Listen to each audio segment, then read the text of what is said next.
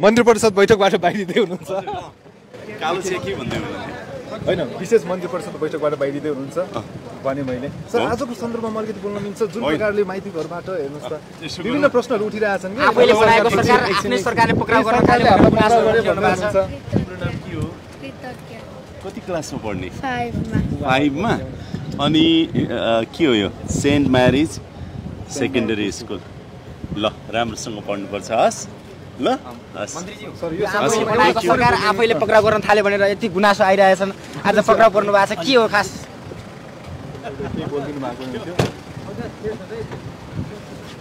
यो अनलाइन दर्ता र नवीकरणको अनलाइन दर्ता र नवीकरणको सन्दर्भमा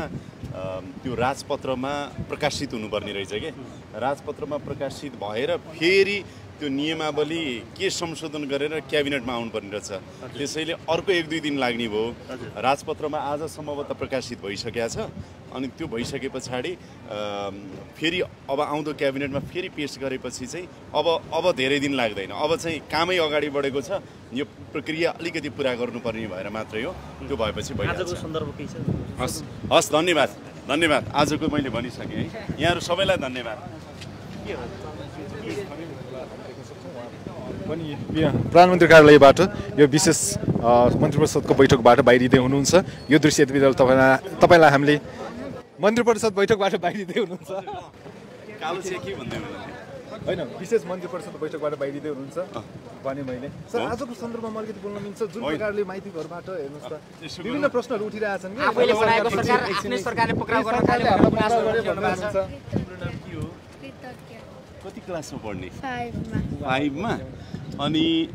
के हो यो सेन्ट म्यारिज सेकेन्डरी स्कुल ल राम्रोसँग पढ्नुपर्छ हस् ल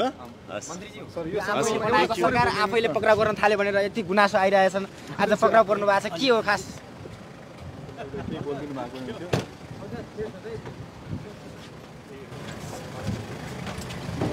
सञ्चार मन्त्री कति टाइम लाग्ने भयो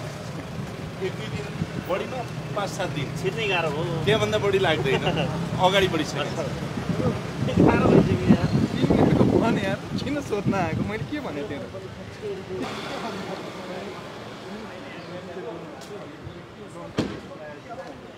मैले के बोलेको थिएँ